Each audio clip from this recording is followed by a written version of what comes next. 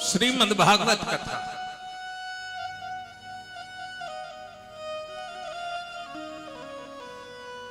अधिक मास और वो भी श्रावण का महीना।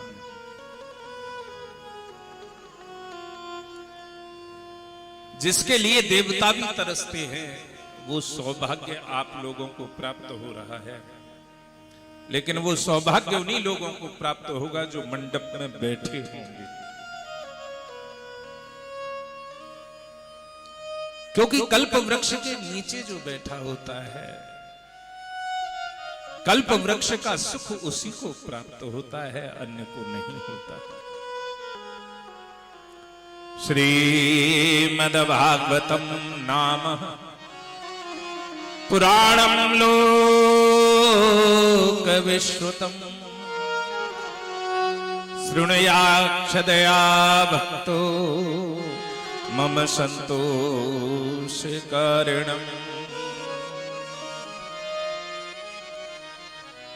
भगवान स्वामी नारायण कहते हैं, जो श्रीमद् भागवत कथा का श्रवण करता है जो व्यक्ति,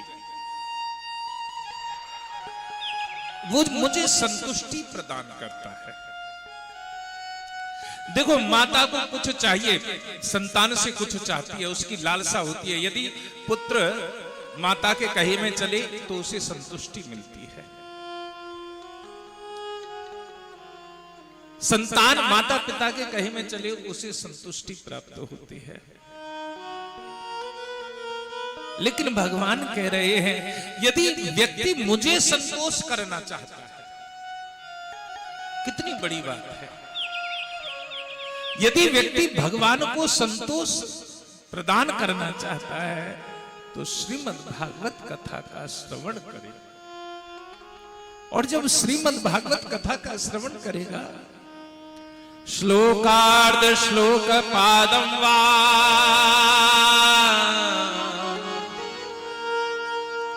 नित्यम भागवतोद्भव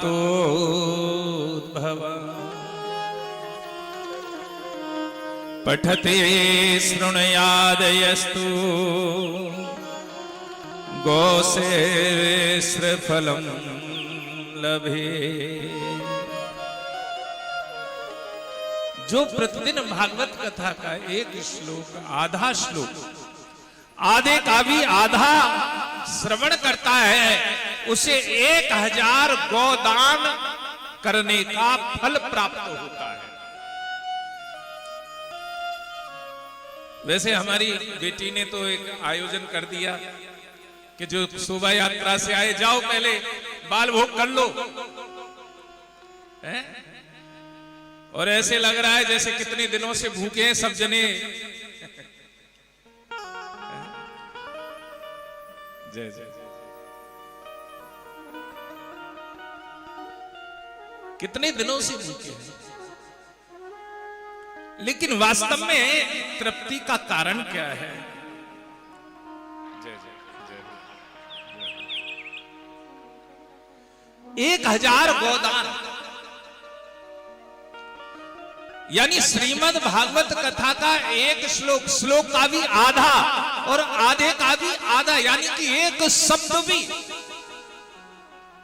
कानों में पड़ जाए तो 1000 गोदान करने के बराबर फल प्राप्त होता है। ये पठेत प्रियतो नित्यम श्लोकम भागवतम श्रुत अष्टादशे पुराणानां फलमाप्नोति मानव।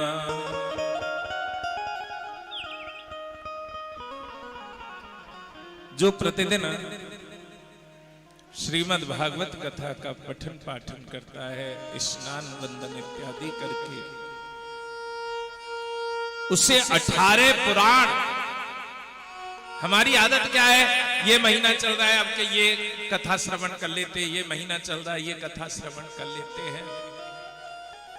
अच्छी बात है, हमें ऐसा ही होना चाहिए। भगवान के अनेक रूप हैं, उनका अवलोकन करते रहना चाहिए।